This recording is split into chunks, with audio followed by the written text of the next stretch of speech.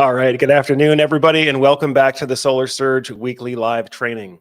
Folks, we are streaming out live to Facebook, LinkedIn, and YouTube.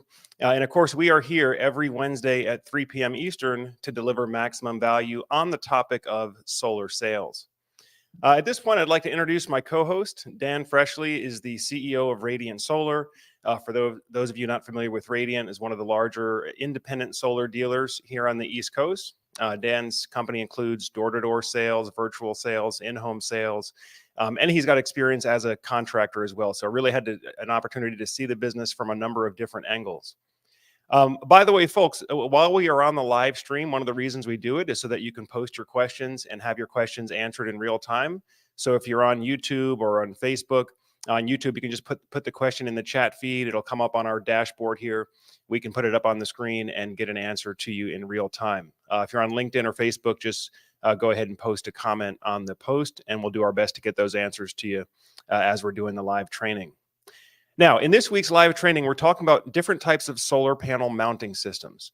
In other words, roof mounting, ground mounting, and then another type called ballasted mounting, which you could use on the rooftop or the ground.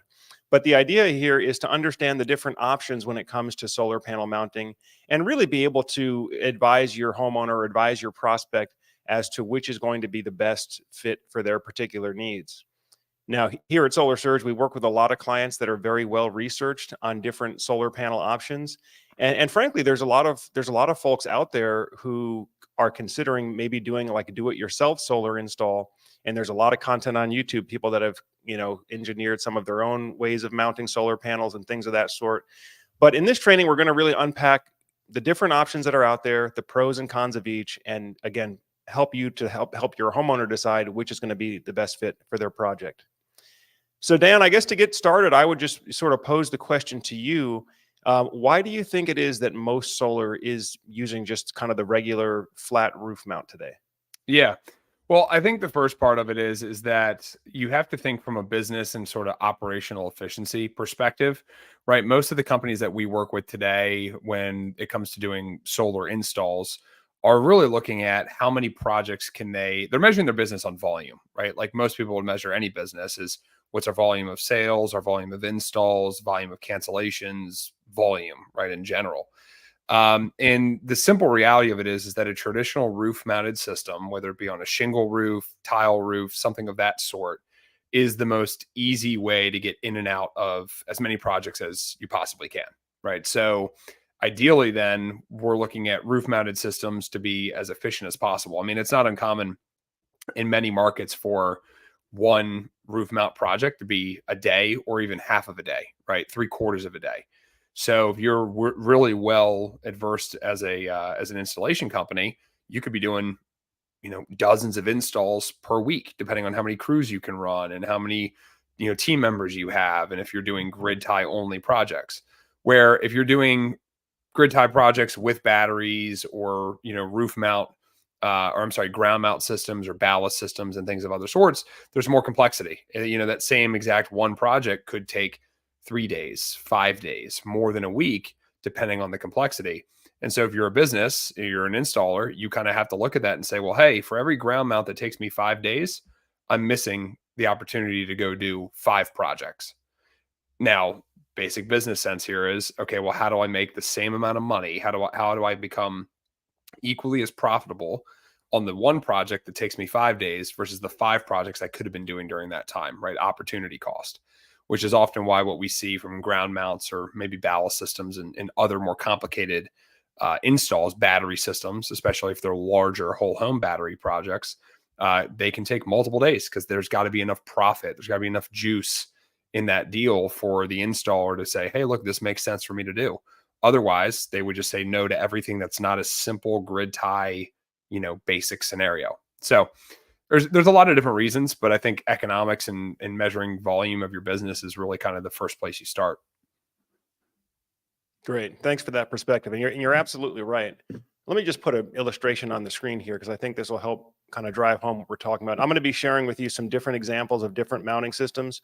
So what we're looking at here, this is the traditional roof mount system or roof racking system. Sometimes they're called. Sometimes they're also called a flush mount. And all that really means is that the panels are mounted parallel to the roof surface. So we're not trying to put any kind of artificial tilt on it. We're not, the panels are not going to be tracking. They're not going to be tilting around. They're basically going to be set in place, and that's where they're going to stay for the lifetime of the system. And as Dan mentioned, this is a lower cost and a faster way of installing solar panels for the installer, because essentially the roof itself becomes the structural support for the system. So really all that the installers are doing is they're finding where the roof rafters are, they're bolting into the roof rafters, and then they're just racking the solar panels on top of that. And this is a common misconception, I think, because a lot of homeowners I talk to, especially those that are kind of researching, maybe doing like a do-it-yourself solar install, but then they decide, hey, maybe I ought to just call the professionals and let them do it for me. But I think there's this misconception that mounting solar panels on the ground is faster and cheaper because you don't have to worry about all the safety equipment and moving up and down the ladder to work on the rooftop, where the reality actually is the roof actually does a lot of the work for you. Because as long as they can find those rafters and attach to those roof rafters, that is the structural support. All they have to do is focus on clamping in the panels. And if you've ever seen a solar panel installation, well, first of all, if you're a solar sales professional out there and you haven't seen a solar panel installation, you should definitely go visit the closest installation that you can get to so you can see what this process looks like, because the guys can actually move very, very fast. Once they've found the rafters and they've bolted into the rafters and they've set their rails, the process of populating the roof with solar panels is actually very, very fast. And as Dan said, as the installer prefers that, because that way they can do more jobs per day or per man hour, per labor hour, and that ultimately leads to more profitability. So exactly. Yeah, you hit the nail on the head there. A lot of times when I have a homeowner that asks, or they're kind of indifferent, hey, I might do roof, might do ground, right? There's definitely pros and cons to be considered, and we can talk through that a little further. But the first one that I'll oftentimes explain is, look, the roof mount will be more cost effective simply because you already have a structure that we're attaching to. If you're doing a ground mount, that structure doesn't exist. We have to create the structure. So that's going to involve digging footings. There's certain code requirements on the front footings, the back footings. Then you're considering, okay, well, what about pouring concrete and how much steel is needed for either the posts or the cross rails? And then you're talking about, okay, well, what about trenching, right? How far are we talking? What gauge wire do we need now? So there's a lot of other things that go into this. And the simple way to boil that down to a homeowner is, look, there's already a structure, your house and the roof. So it's more cost effective to use that than it would be to use, to go to a ground mount solution. Now, if we're kind of looking at pros and cons, well, the biggest pro to the ground mount is, number one, the accessibility. So if you live in a climate, maybe the Northeast or, other areas where snow is more prevalent, having a ground mount solution could be great just for the purposes of being able to clean snow off. But most importantly, too, I would say, is having the ability to have a directly due south facing roof, a ground mount array. It can be positioned as optimally as possible for, the exact tilt and the exact azimuth, in other words, the direction, to perform, the greatest it could all year long, which you can't control that with your roof, right? Your house was built the way that it was built. Now, if you just so happen to already have a perfectly 180-degree due south facing roof and you're comparing that to a ground mount, well, the roof is going to be a far better option just because it's already due south facing and it will be lower cost. But definitely some pros and cons to be considered as far as that conversation goes. Yep. No, that's an excellent point. Ground mount systems can be optimally placed in terms of orientation or exactly due south for maximum irradiance. Another advantage and why ground mount systems perform a little bit better is because the panels can stay cooler temperature wise than on the rooftop. And so as we've touched on in some of the previous trainings, solar panel performance goes down when they have to operate in extreme high temperatures. And so you're going to have much higher temperatures typically on a rooftop where you could see 130, 140 degrees Fahrenheit. Whereas a ground mount system, generally, you're not going to see temperatures over 100 degrees, and the panels are going to be able to breathe a lot better. But on the other hand, there is the additional cost, because if you guys can see on this illustration here, for the ground mount system, not only do you need the racking rails that you need on the roof, but you now have to build your own structure underneath that to support it. So the roof rafters are your support for a roof mount system. I'm talking about your structural support. With a ground mount system, you have to build this metal lattice system. So you've got these thick steel pipes basically, and you've got to assemble that together. But then the other thing that a lot of times you don't realize if you don't see it is you have these concrete footers that have to be poured and anchored into the ground. And so these concrete footers are typically 1 foot diameter and they go down 4 or 4.5 feet deep. And that's what's required to anchor that ground mount down so that it doesn't blow away in a hurricane. And that's another point I should just reiterate here is whenever you're installing solar is like any other construction project. The solar system has to be built to the same building code, the same electrical code that the house itself has to be built to. So if you're in an area that's prone to high winds, if we have to build 100, let's say 120 mile an hour wind rating, well, our solar ground mount has to meet 120 mile an hour wind rating, which means you've got, again, additional cost, additional time to drill these footers, to pour the concrete, to build the metal frame structure, and then rack on top of that. So that's why if you look at cost wise, and I know a lot of homeowners sometimes are surprised that ground mount systems are that much more costly than roof mount systems. Well, the reason is because with a ground mount system, you have to pay for the concrete. A lot of times that means you're paying for the concrete truck to come out there and pour and fill those footers once you've drilled them out.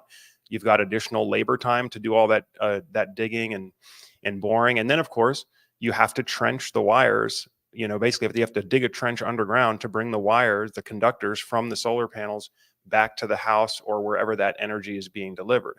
And so of course that might mean renting a trencher, or if the contractor has their own trencher, they still have to spend additional labor and travel costs to get that equipment out there, operate that equipment, and get it back. And Dan, I don't know about you, but it seems to me like every time we do one of these ground mount systems, the further away it is from the property, the more things go wrong, and there's extra charges and there's just extra expenses that come up, especially if you have to trench through a driveway or trench across a sidewalk or something like that. Then there's all this extra cost to repair that once you've made your trench. Yeah. What are your thoughts? Yeah, no, you're absolutely correct. I mean, over the years, 1,000 installs or something like that I've been a part of, I can say with pretty good confidence that I'm very apprehensive to ground mounts.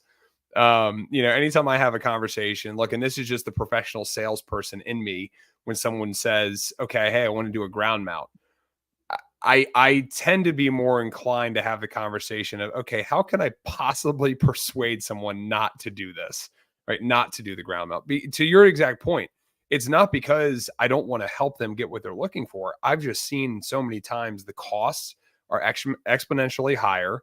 The hiccups and the headaches and the issues and the satisfaction after the fact is not near as what, the likelihood of it would be on a roof mounted system. And, particularly what it seems to be is anytime a ground mount is positioned greater than 100 feet away. And I should preface too that my experience is I'm not talking about 100 feet just in point A to point B, from the ground mount to the edge of the house. I'm talking 100 feet of wire run, right? It's like when you go over 100 feet of wire run, that is when things really start getting a little more finicky, right? And it can go haywire. And you have to consider, well, hey, maybe where the homeowner wants the array positioned, it's only 70 feet to get from the array to the house. But then the electric meter, the main service panel, is around the back of the house, around the north side of the house to the front, eastern corner or something like that. And that's another 50 or 60 feet of wire run around the perimeter of the house. That is where things begin to really add up, right? So it's not just the trench itself. The trench itself might be 50 feet, but the wire run could be another 70, just by once you get to the house. So there's just been enough hiccups and enough issues over the years that I become a lot more apprehensive to ground mount systems. Not because they couldn't be a good solution. Again, they can be, but it just really has to be articulated clearly as to what the objective is. And I hate to say it as well, but my experience a lot of times has been, I have to, from a sales perspective, as a dealer, working with install companies, I have to tell the homeowner, hey, great, this is kind of the preliminary best estimate. Obviously, in good faith, this is the best thing that I could come up with right now. We're going to do the site survey, and the team will get back with me and let me know if any changes need to be made. Right. And there's a lot of times where I have to go back to the homeowner and explain, hey, this is what happened, right? This is what was discovered. I know here in Virginia, where I live, especially if you get to the western part of the state, we can start hitting a lot of bedrock. And then you start dealing with a whole nother set of issues because you have to have, like, a solar contractor typically isn't well enough equipped to get through that stuff. You have to bring in excavating companies, and it's a whole nother issue too. So there unfortunately sometimes has to be this open-ended, you know, hey, I'll get back with you to let you know what happens. And I just don't like being that salesperson. I like to know that, hey, the price is the price, and if what I sold to you on the spot can't be fulfilled, then we'll walk away from it. But with ground mounts, it just seems like every time I'm kind of walking on needles, and I'm like, I'll let you know what the site survey says, and this could be plus or minus a few $1,000s. And normally it's not minus. Generally it's plus, and that's the problem. Yeah, I hate to say, I mean, I'm kind of laughing about it, but I've never had a ground mount project come in under budget. Yeah. I think it's almost always been added cost, when you tally everything up. And Dan, I think you touched on a good principle there earlier, which is that whenever you're increasing distance to the project, distance, anything, it could be from a ground mount to where the power is being delivered at the house. It could be from the transfer switch to where the batteries are being installed, or from where the solar panels are to where the combiner box is. But whenever you add distance to the project, you're adding complexity, risk, and usually cost to the project as well, right? The more things you have to cut through, drill through, trench through, the higher the risk of something going wrong, the higher the risk of, incurring additional expense. And of course, just in terms of basic electrical theory, like whenever you're increasing the length of a wire run, and again, it's usually around that 100-foot mark, right? Now you get extra costs because frankly, you have to use larger wires and more of them. And so they're just the raw materials, the raw copper is more expensive the longer you have to run to deliver your power. So that's just kind of a general principle, folks. The closer you can co-locate your equipment, keep the batteries close to the transfer switch, keep the solar close to the combiner, close to the inverter. That's going to decrease risk and help you avoid some of those unforeseen expenses. Yeah, and I know to that point there too, Joe, one of the things that I've seen since, if you've heard us and if you watched enough of these over the weeks we've done them, right, a big part of the sale process goes back to the kill the bill conversation, right? It's about, hey, this is what's happening with utility cost, inflation. Well, the same is true on commodities. The same is true on certain materials that have to be used for solar. And that's a big thing that I had seen since COVID, is that these ground mount projects got a lot more expensive because of the fact that the price of wire and steel and copper and other things had been rising very aggressively. And quite frankly, a lot of our install partners weren't able to keep up with the ever-changing market of that stuff, because a lot of times they're not buying these particular materials in massive quantities and in massive bulk, because these are nuanced projects. They're not things that they're trying to do every single day, as I mentioned before, right? They'd rather stick to the roof mount systems. So that becomes a whole nother complexity, and the pricing changes and issues arise. And like you said, Joe, I've just unfortunately never had a ground mount go off without a budgetary issue, right? Coming in under budget. It's typically always going over budget. And in most times, that means that I, as the sales professional, am the one who's absorbing that cost. But there are some times where it's just like it's just not even feasible.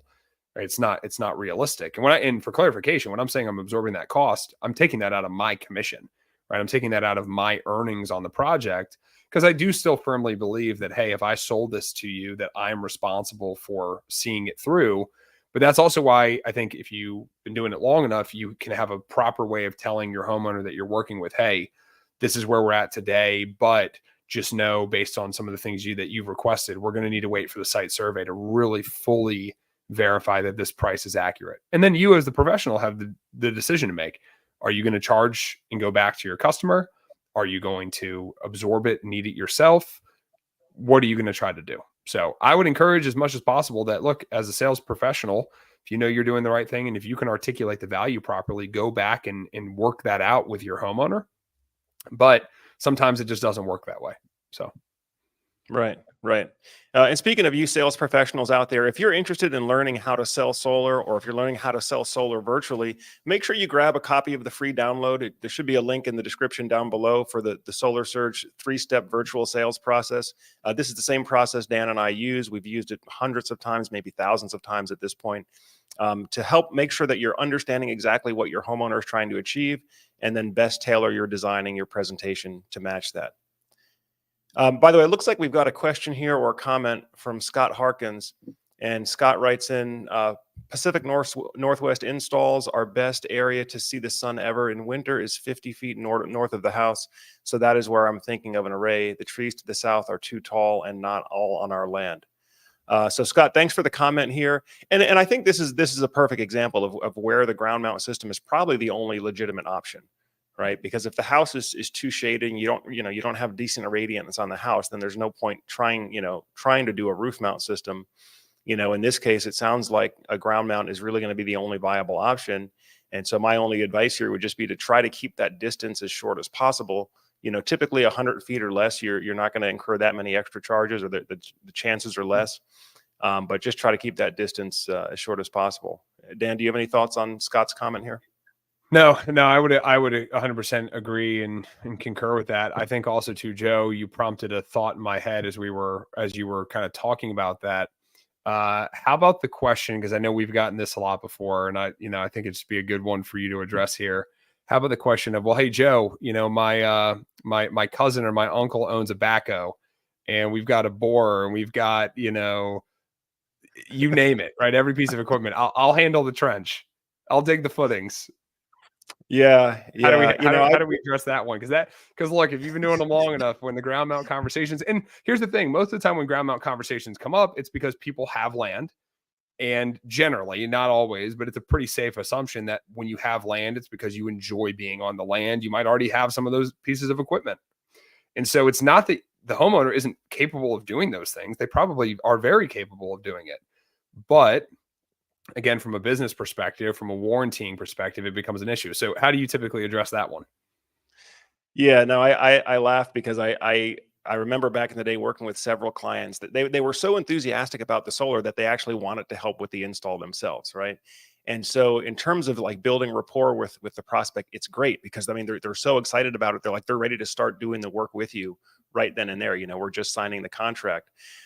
But the reality of it is, as well intentioned as those homeowners are, any kind of a homeowner trying to assist with the install is going to just throw the installer off of their standard process.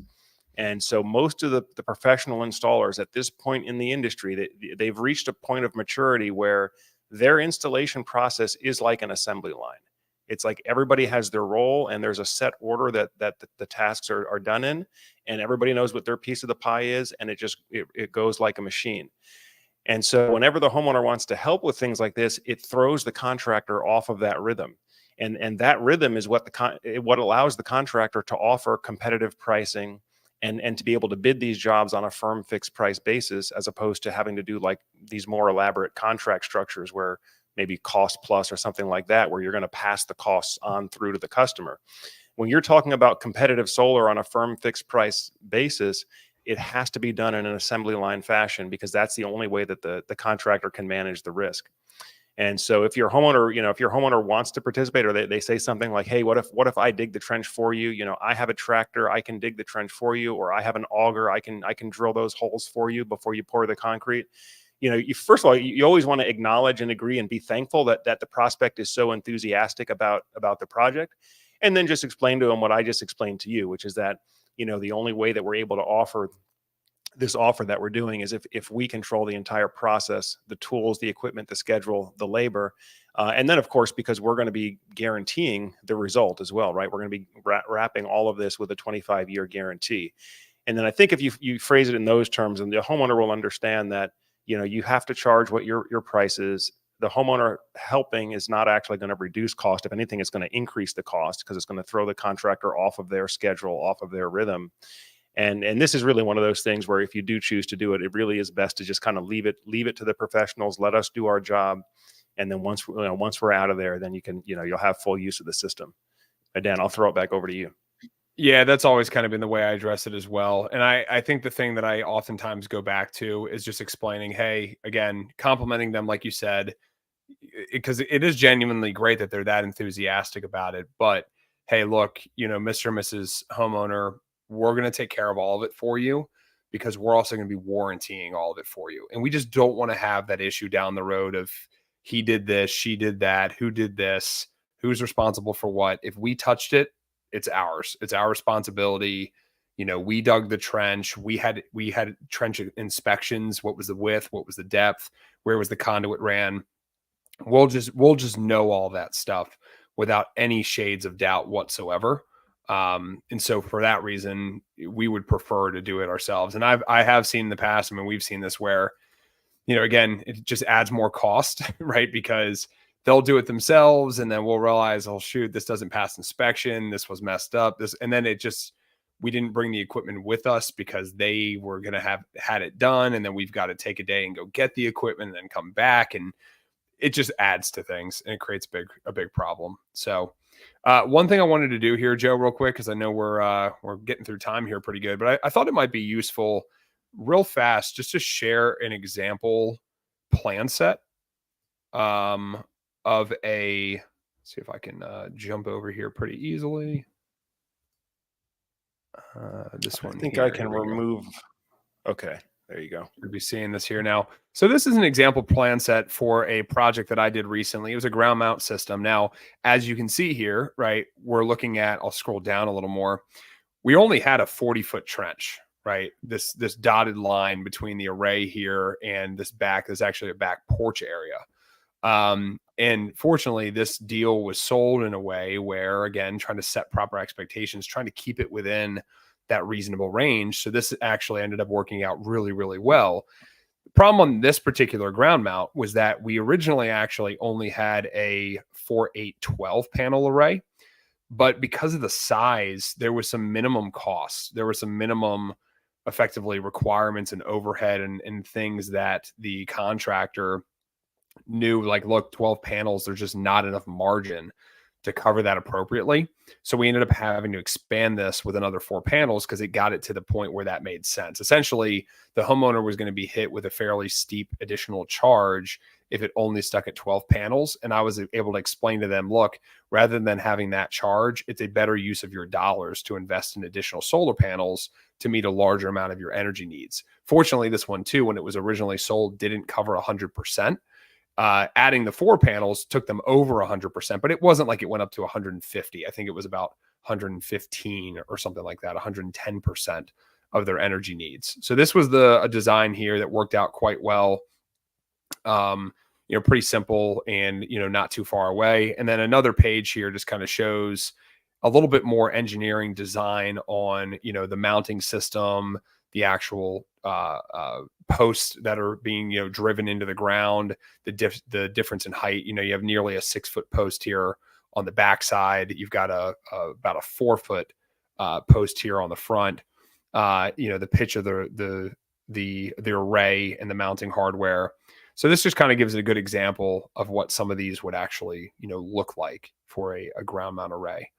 This is the electrical diagrams, so not as specifically relevant for the conversation of the mounting system, but just wanted to kind of share an example. Anything on this, Joe?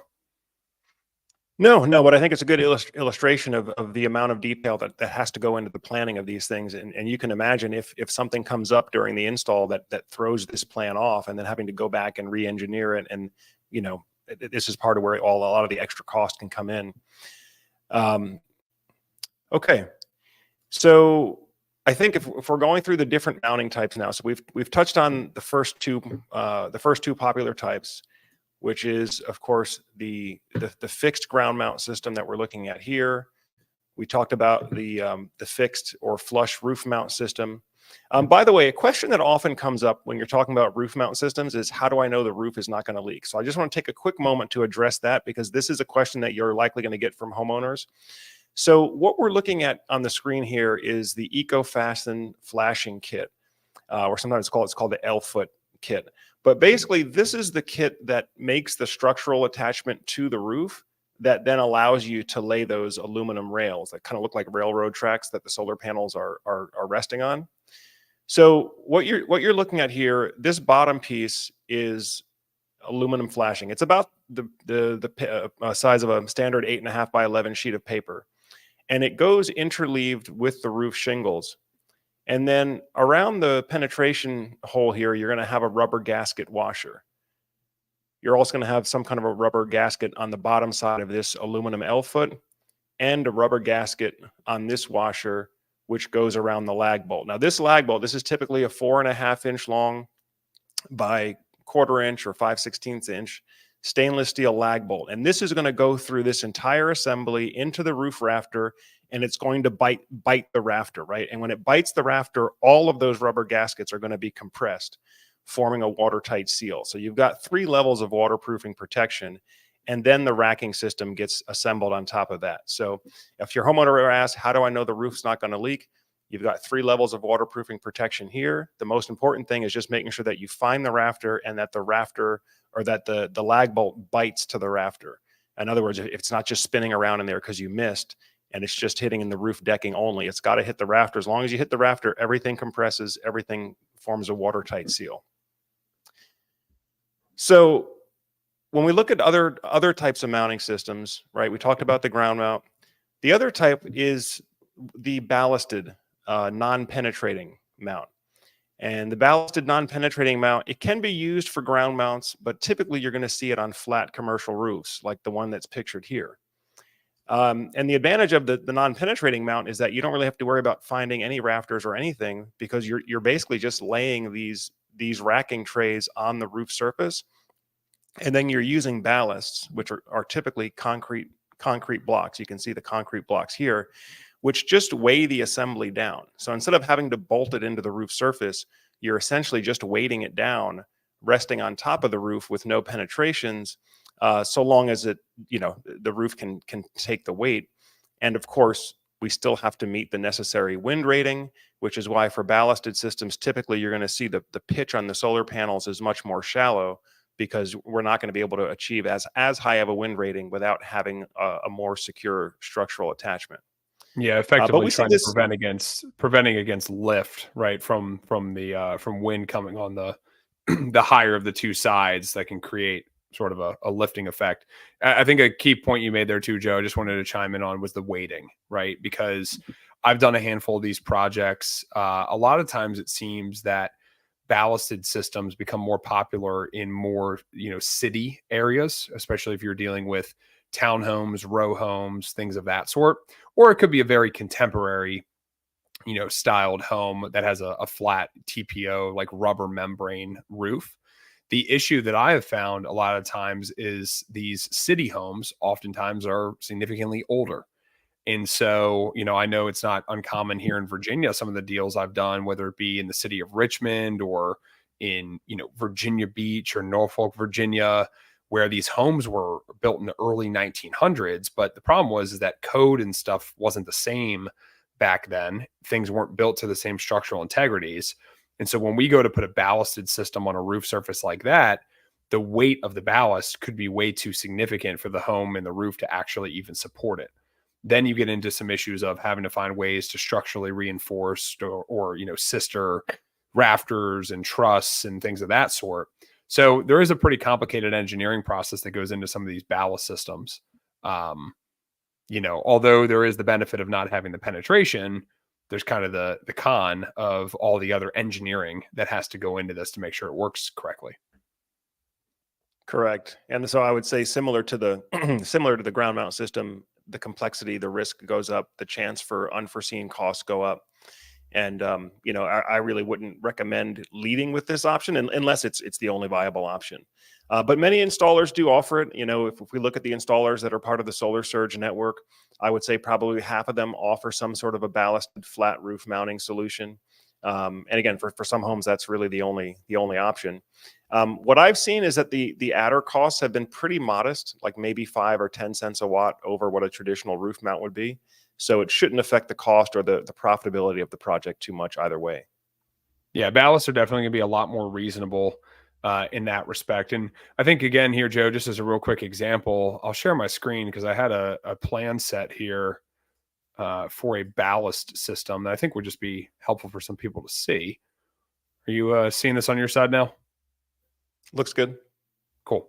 So I'll kind of start here more at the top. You're typically on a plan set, you're typically going to have something similar to this, right? That's explaining what the specs of the system are, what panels, what inverters, right? It's going to say, hey, this is at a 10-degree pitch. It's pretty common for a ballast system, as you were talking about before. Some sort of vicinity map, satellite map, and then you're going to move down and you're actually going to see the ballast layout. Now, one thing we should have mentioned as well, Joe, and I might toggle over just to kind of bring back the roof conversation.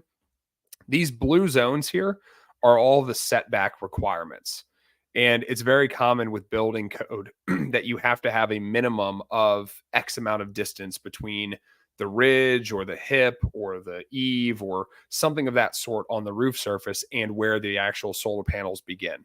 So for this ballast system here on this roof, this is a 3-foot setback around all of these various edges to make sure that this is fully walkable on all different sides. If we were to scroll down here a little further, this is the actual example of kind of the attachment. This square here is representing that cinder block that you kind of referenced there, Joe. And then this is sort of the tray that it sits into, and really the racking system ultimately that the panels are going to attach to. Here's another example. This is showing the ballast block location. And then this is just a slightly different view of the same thing, really just trying to articulate properly, but with correct, plans and documentation, because all of these things ultimately get filed with the counties or the cities, the authorities having jurisdiction.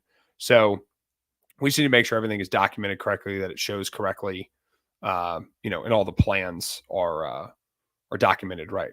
So just wanted to kind of show a quick reference point of what a ballast system would look like for anybody that might be wondering. Great. Thanks for running us through. Hey, Dan, I see that we do have a few more comments that are coming in. So let me get another one of these up on the screen here. Seth Overlooked comments in is, I have a client that decommissioned a 26-year-old system a few years back, now wants to go solar again, but wants to use the old racking and doesn't understand that we can't use it. So, Seth, certainly understand your amusement and maybe frustration with a homeowner that doesn't understand this. But I mean, very, very simply, it's, there's no way that a professional contractor can offer an installation with a warranty using 26-year-old equipment. I mean, the standards have changed. The installers are not going to be familiar with it, because that's the other thing too, is a lot of times homeowners want to help, quote unquote, help by providing the equipment. And I actually just had this come up with a prospect that I'm working with right now. And he's asking, hey, if I can get the solar panels, if I can get the racking, what would you just charge me to install it for me? And this is another one of those things where it just can't work that way for a professional high volume installer. The entire operation has to run like an assembly line, meaning that they're purchasing in bulk. So they're taking advantage of economies of scale. So they're getting more competitive pricing when they're buying the materials, but also the materials are being bought by a professional buyer that is not just looking at the solar panels and the inverters and the batteries, but they know the 100 other little parts and connectors and wire ties and all little adapters that you as a homeowner never heard of, but that you actually need. There's probably about 120 individual SKUs that go into a solar installation.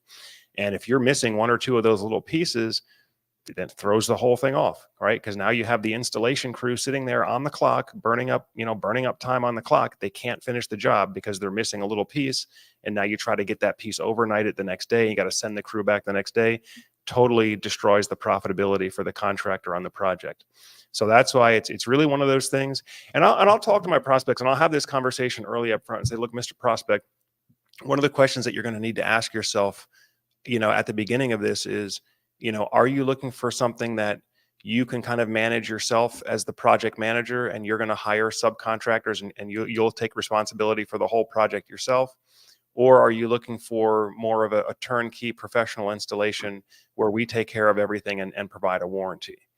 And oftentimes, if you just kind of pose it like that, look, it's one or the other. We can't do both.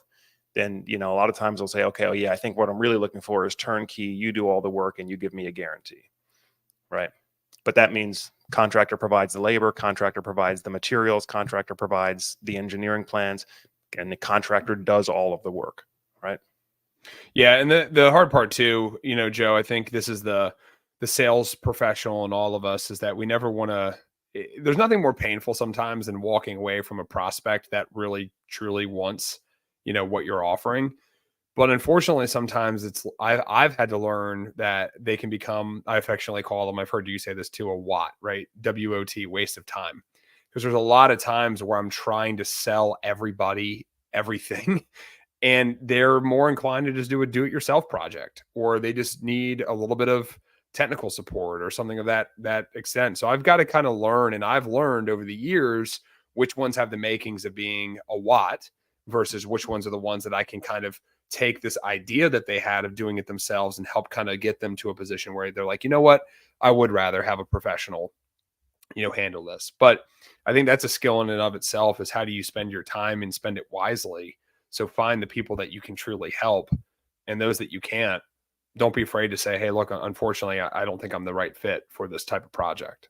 So Yep. there was Good another points. question that came in here from Seth as well. And actually, Seth commented here, have you guys installed Solar Stack? So I actually was looking into this past week. I was meeting with another homeowner. He actually went on and commented again saying it's a non-ballast, non-penetrating Miami-Dade approved, which is over Cat 4 wind resistance.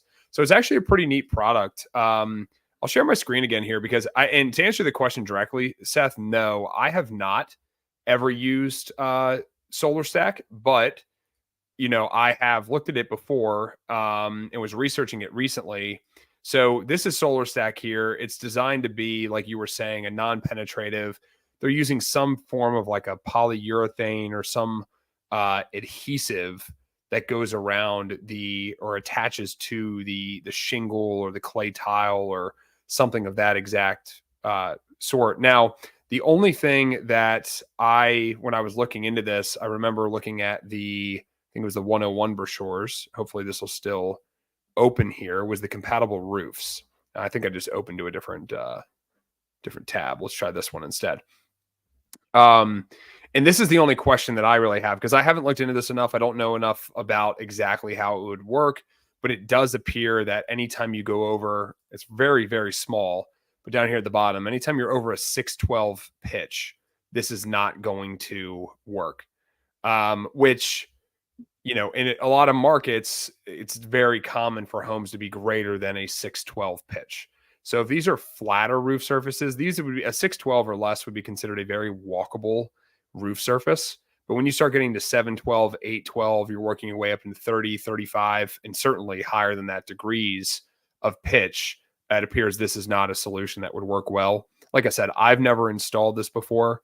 I think it's kind of fascinating. My only question, though, would really be, if it's non-penetrative, and that's one of the benefits is having a non-penetrative solution, what is the adhesive doing to the roof itself as well, right? Like on one hand, you are no longer having to deal with the penetration point and the likelihood or chances of leaks that happen there and the damages associated, etc.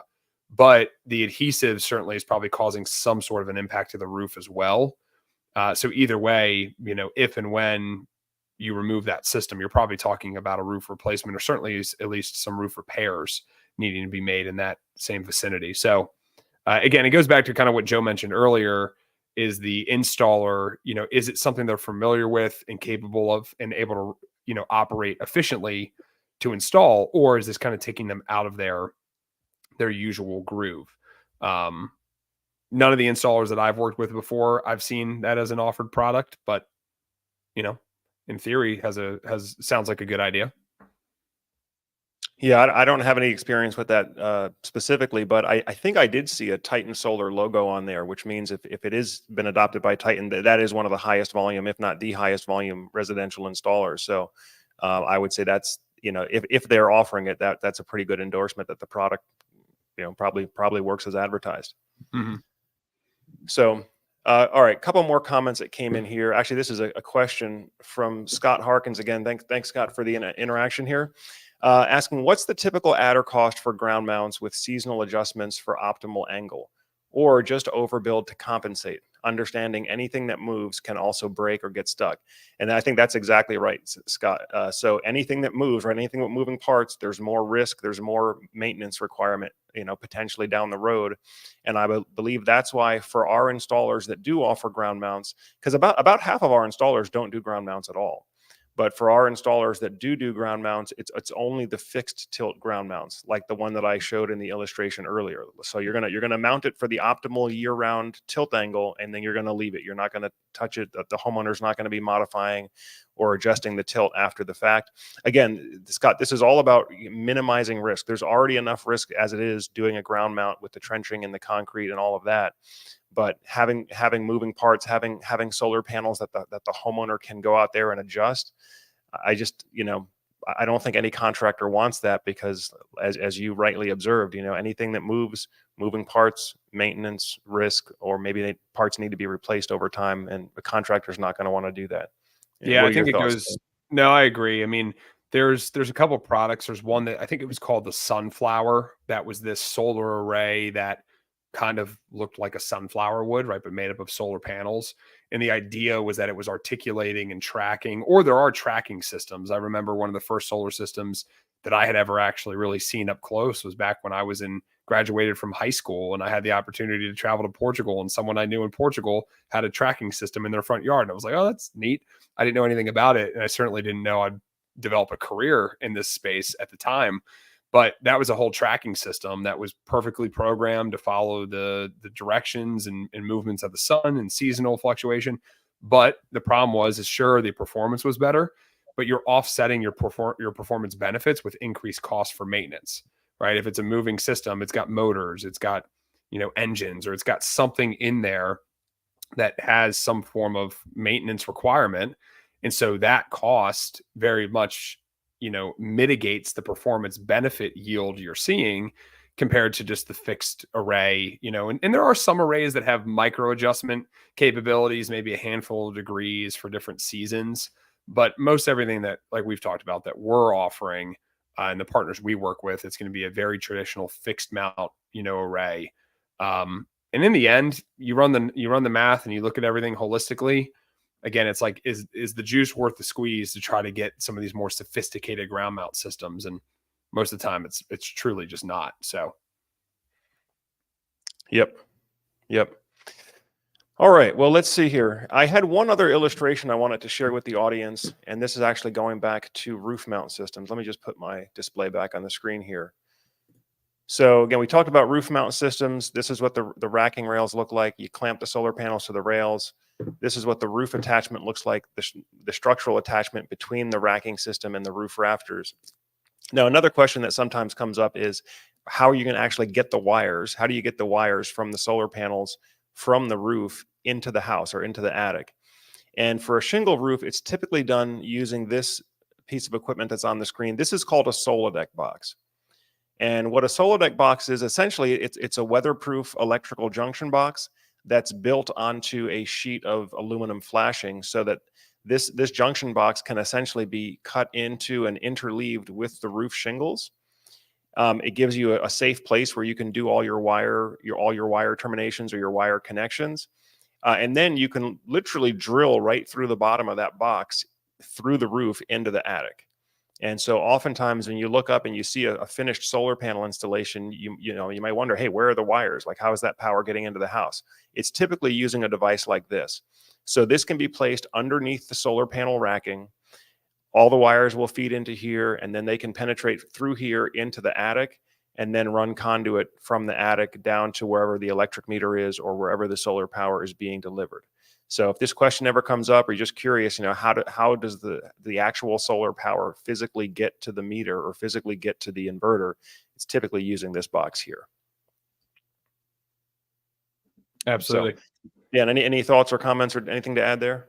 No, not really there. Again, some of these things, I've used this expression before. It's like, look, this isn't always the sexy stuff about solar, but it's the very necessary things for people to understand and for sales professionals to be able to articulate, especially if you're working with a more technical buyer that maybe has an engineering background or maybe has more knowledge about these types of things. I believe it was a week ago, or maybe it was 2 weeks ago now, there was a gentleman I was speaking with that was his number one apprehension to working with a previous company, is that he had asked a pretty basic question about the difference between a roof mount and a ballast system.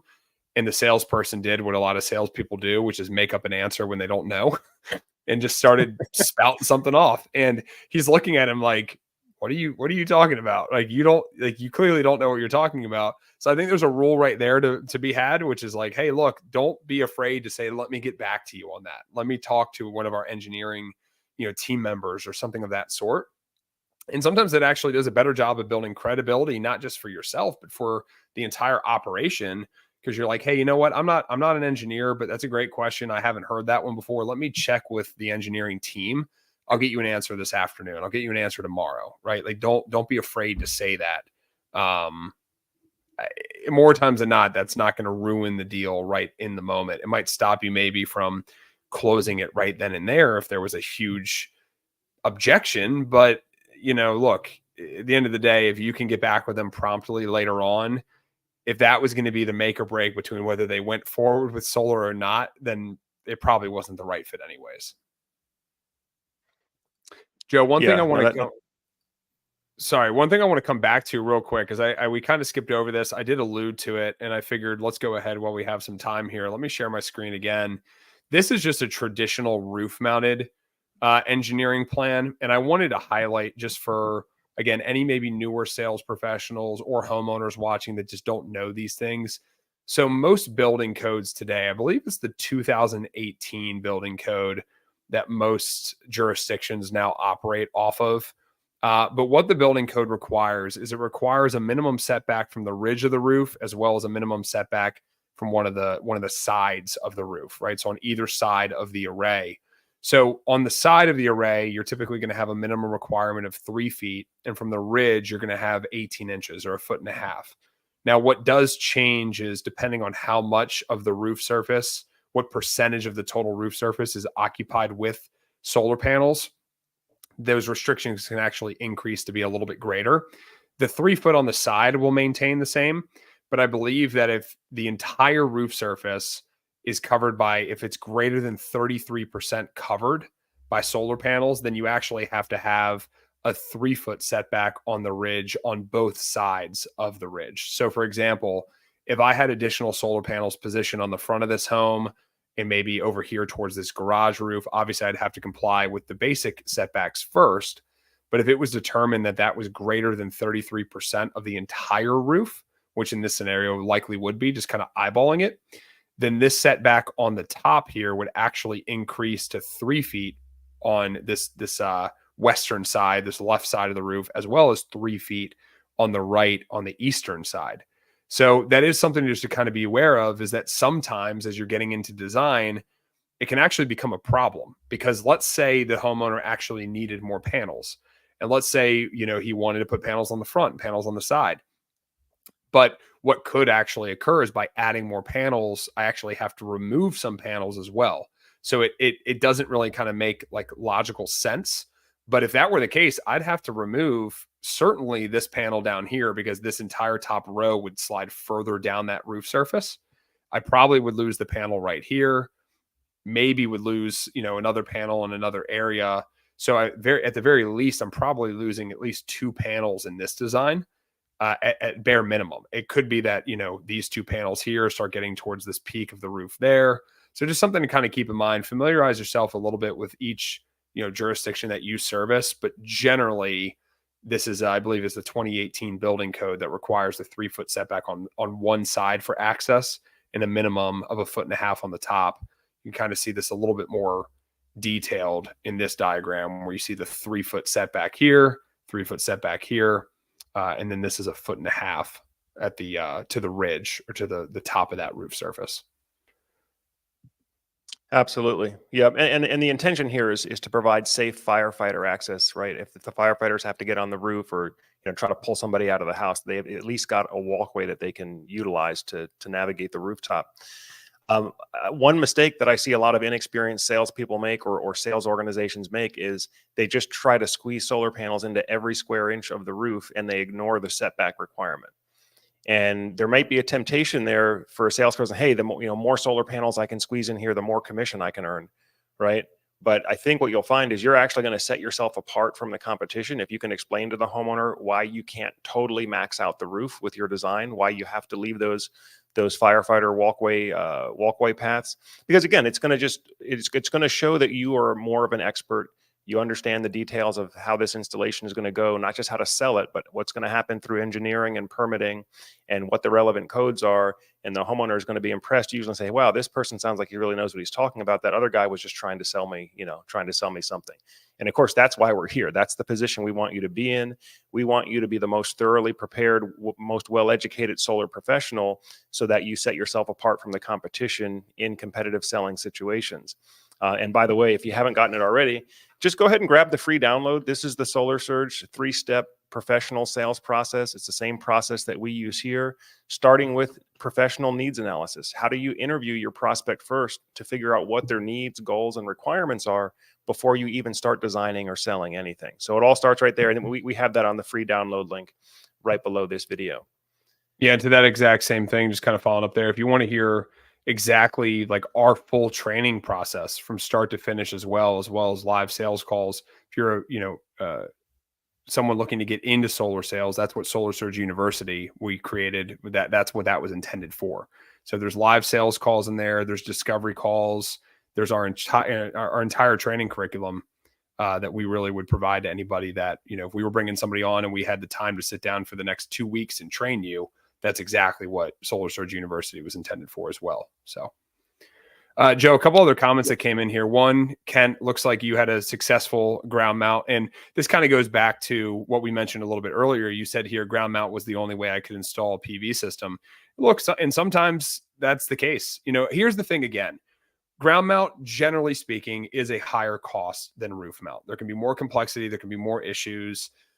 But again, don't mistake what I'm saying for, like, if a homeowner wants to go solar and they truly, like, a roof mount situation just doesn't work for them, I would much rather them have a ground mount, even if the price is higher, even if we have to traverse more complicated terrain and issues and whatever, than them sticking with the utility company.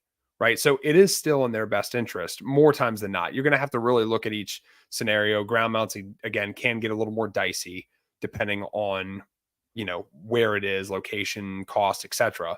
But general rule of thumb, long term, a ground mount's still going to be a better option than sticking with the utility. We've talked about those kind of things many, many times before as well. Absolutely. I see one other question here from Scott. Again, Scott, thank you for the engagement here today. Great questions and comments. But the question here is, what's the cost of removing panels to comply with the setbacks? Who pays that cost? Hopefully permits and inspections catch that early. So yeah, typically this should be caught during the engineering phase, or ideally your design software is going to enforce the setbacks for you. So like here at Solar Surge, we use the Aurora Solar design software, which allows us to build a full 3D model of the home, including accurate measurements. And then we actually can program the setback requirements into Aurora. So it'll show up on the software as like a little orange exclusion zone where it won't let you place panels in those areas. So ideally, you have a process that's accurate enough from the start that you don't have to be checked by the engineers, but the engineers absolutely should be checking those designs, and they should be doing a review of the local codes, and they should be catching all of that long before you even submit the permit application. So this should not be one of those things that it's like, oh, surprise, on install day, we can't put all these panels here. Now we have to go and apply for a new permit. No, it should be caught way ahead of that. Ideally with the initial design software, but if not, as soon as the plans hit the engineer's desk, as soon as your sales design hits the engineer's desk where they do one of those plan sets like what Dan showed earlier, they should be checking the local codes and then making sure that their plans are compliant before they ever submit any permit applications. Yeah. Dan, your thoughts? Yeah, absolutely. I mean, this is pretty common practice now today. To go back to a comment you made a little bit before, I'll leverage and use my knowledge on the setback codes as well. Like, I've had other clients who have shared designs or proposals from another company. Maybe it's a competitive situation, and I can immediately look at it and say, there's no chance that they're accounting for setbacks here. And what I have found, be knowledgeable and also weary of this. If you're a homeowner or if you're a sales professional, just know that there are some people that this is how they do things. What I have seen before is salespeople and organizations that will sell a solar system with just this purely maxed out solar array, bigger system, higher offset percentage. They'll really work the customer up as to, hey, this is why this is such a good fit. This is why my deal is better than what Dan and Solar Surge is proposing.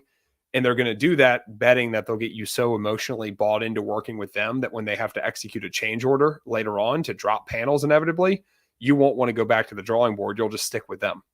So a lot of times I can articulate that and explain that, like, look, this is kind of the game that's going to be played.